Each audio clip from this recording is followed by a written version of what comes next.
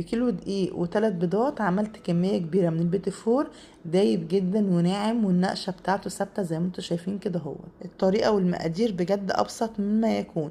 عايزاكم بقى كده تتابعوا معايا الفيديو للاخر، هتعملي احلى بيتي فور سهل وسريع، وطعمه كده بيدوب في البق ذوبان. انا متأكدة لو انت جربتي الطريقة دي هتعتمديها ومش هتبطليها ابدا. بتمنى الفيديو يعجبكم وتستفادوا منه، ولو الفيديو عجبكم متبخلوش عليا بلايك، ولو انت لسه اول مره تشوفي قناتي يا ريت تشتركي في القناه عشان يوصلك مني كل جديد. بصوا قد ايه بجد البيتي فور دايب وناعم وطعمه جميل جدا، كل اللي داقه بجد يعني بيعجبه جدا وبيطلبوا مني على طول. يلا بقى كده على طول نبدأ، بسم الله ونصلي على رسول الله. اللهم صل وسلم على سيدنا محمد وعلى آله وأصحابه أجمعين. هوزن دلوقتي 700 جرام من الزبدة، تكون بدرجة حرارة المطبخ. لو الجو حر ولقيتيها سايحة منك شوية حطيها في التلاجة كده هوت بس لمدة 5 دقايق كده، ان هي تبقى متماسكة بس تكون برضو لينة في نفس الوقت. معانا بقى السكر، عايزين 250 جرام سكر، فانا هوزنهم كده هوت على الميزان. اول حاجة كده وزنت 170 وبعد كده 80، يعني كده 250. وطبعا لازم ننخله كويس. ده سكر بودرة جايباه جاهز، عايزة تطحنيه في البيت براحتك. انزل بقى كده، انا هشتغل في العجان. لو عندك مضرب كهربائي اشتغل، عندك عجان اشتغلي، المتاح عندك اشتغلي بيه. حتى ممكن على فكرة تعمليه بايدك او بالمضرب السلك، بس هياخد معاكي شوية وقت بس كده ومجهود. انما حتى من قبل من غير عجان من غير مضرب كهربائي تقدري تعمليه عادي خالص. نضرب بقى اول حاجة كده السكر مع الزبدة، وبعد كده نضيف بقى بقية المكونات. الأول حاجة كده نضرب السكر والزبدة لحد ما يبقى القوام بتاعهم كريمي زي ما انتوا هتشوفوا كده ولازم كده ما بين يعني كل يعني مرة والتانية كده بوقف العجان وبنزل الجوانب كده وبديها تقليبة عشان بيبقى كده مركون جزء كده العجانة مش طايلاه. دلوقتي معايا 3 بيضات بدرجة حرارة المطبخ. ما ينفعش البيض يبقى طالع من التلاجة عشان ما يخليش الزبدة تخرز منك. بصوا بقى الزبدة والسكر بقى عاملين ازاي، لو اشتغلت حتى بايدك هيوصلوا معاكي للمرحلة دي. هبدأ بقى كده اشغل العجان تاني وانزل بالبيض بيضة بيضة. طبعا عشان حطينا بيض يبقى هنحطه فانيليا عشان خاطر ميبقاش فيه ريحة وحشة للبيض، وفي نفس الوقت كده الفانيليا برضو بتدي ريحة حلوة. كل ما بيضة تختفى هنزل بالتانية. مش هننزل بالتلاتة مرة واحدة، ليه؟ عشان خاطر لو حطينا التلاتة مرة واحدة يعني هياخدوا وقت عبال ما يتضرب. طبعا برضو بعد ما حطينا البيض لو لاحظتوا هتلاقوا برضو البيض فيه مركون كده على الجوانب. برضو هوقف العجان كده واديها تقليبه.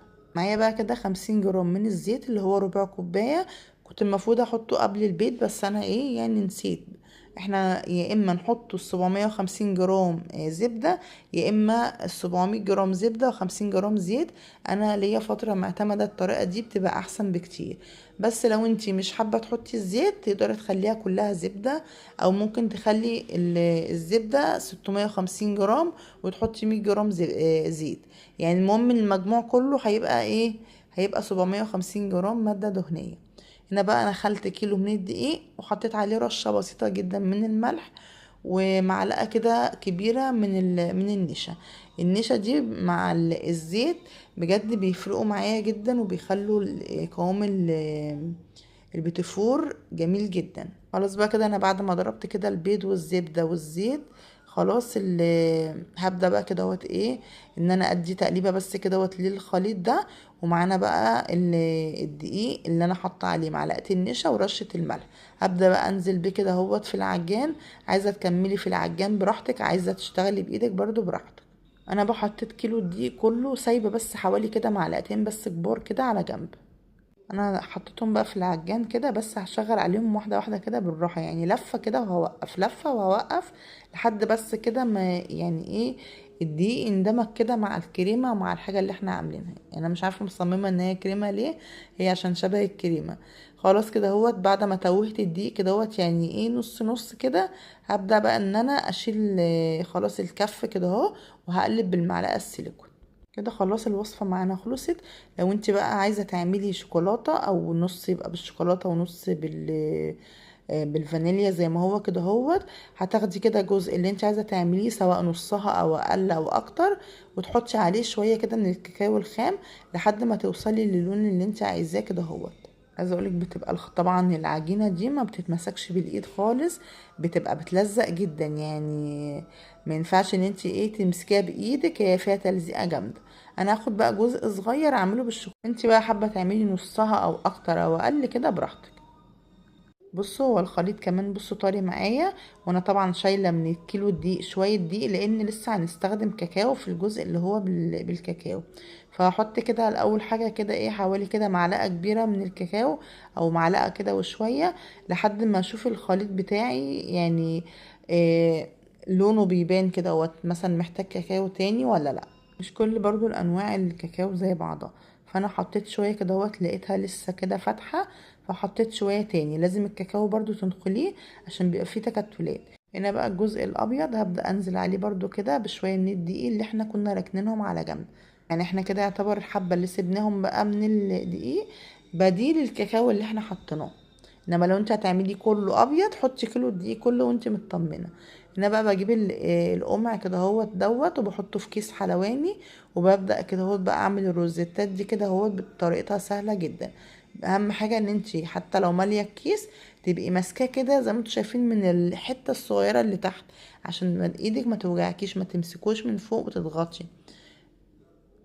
وطريقة التشكيل بقى وانت شغالة كده هتلاقي نفسك كده يعني بتبدعي، بتجربي واحدة واتنين كده هتلاقي ايدك مشيت فيها كده. وهوريكم الشكل ده. وفي شكل تاني كمان انا بحب اعمله اللي هو الشكل الكمثرية ده. ده الشكل المتعارف عليه الاول، كان الحلوانيين على طول يعني شغالين بيه، بيبقى هو ده اللي كان موجود بيبقى في المحلات على طول. عايزه اقول لكم انا في الوقت ده بدات اشغل الفرن، لان احنا بنخلص على طول وبنسوي. لو الجو حر وانت مش هتسوي في ساعتها يبقى لازم تخلصي وتحطيه في التلاجة، ما تسيبوش بره. انما طبعا لو الجو ساقعه، لو انت شايفه الفيديو ده في جو يكون ساقعه مثلا، تقدري ان انت عادي تسيبيها بره. لو واحده ما عجبتنيش ولا حاجه عادي بتتشال عادي وبتعملي غيرها. كملت بقى كده الصاج ده، هوريكم بقى الشكل التاني اللي انا بحبه على طول. بصوا بقى شكلها جميل جدا، وبعد التزيين بتبقى جميلة. بتضغطي كده عليها وبتسحبي ايدك لورا كده، بتطلع معاكي بالشكل ده. نيجي بقى لطريقة التسوية. بدخلها على درجة حرارة متوسطة، مايلة للهادية شوية يعني، ولا تكون هادية قوي ولا تكون سخنة قوي. احنا عايزينه كده ياخد لون ذهبي كده فاتح، ما ياخدش لون غامق ولا اللي هو يبقى لونه ابيض قوي. طبعا على الشبكة اللي في النص، ويا ما تشغليش الشواية خالص يا اما تشغليها على هادي قوي قوي عشان ما ياخدش لون بسرعة. اكمل بقى كله بالشكل ده كده. وفي الاخر كده لما اجي اعمل اللي هو بالكاكاو لازم اخلي كام واحدة كده من الابيض عشان اعرف التسوية بتاعته، لان اللي بالكاكاو ممكن يخونك كده وانتي بتسويه.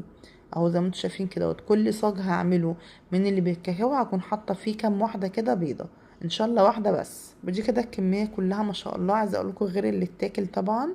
بعد ما بردوا خالص كده بدات بقى كده اجيب مربى مشمش، وكل اتنين شبه بعض او قد بعض كده هبدا احطهم كده على بعض والزقهم.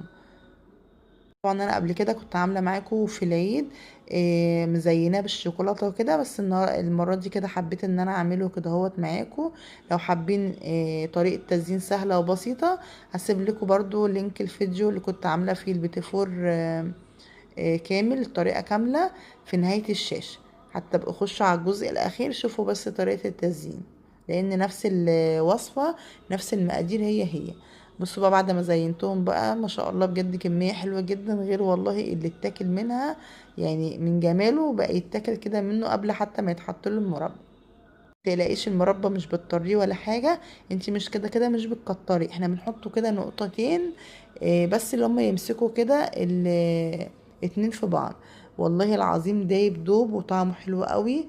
جربوه على ضمانتي والله العظيم هيعجبكم. ده كده بشهادة كل اللي داقوا وكل اللي بيدوقوا والله، سواء من البيت او من بره البيت. بتمنى الفيديو يكون عجبكم وتكونوا استفدتوا منه. لو استفدتوا من الفيديو ما تبخلوش عليا بلايك، ولو انت لسه اول مره تشوفي قناتي يا ريت تشتركي في القناه عشان يوصلك مني كل جديد. هسيب لكم بقى كده كام صوره كده من اللي اخر مره كنت عامله فيها البيتيفور ومزيناه كذا حاجه بقى كده او كذا شكل كده من التزيين. لو حابين الطريقه هسيب لكم لينك الفيديو في نهايه الشاشه، وباذن الله يعجبكم. اشوفكم باذن الله فيديو جديد ووصفة جديدة، والسلام عليكم ورحمة الله وبركاته.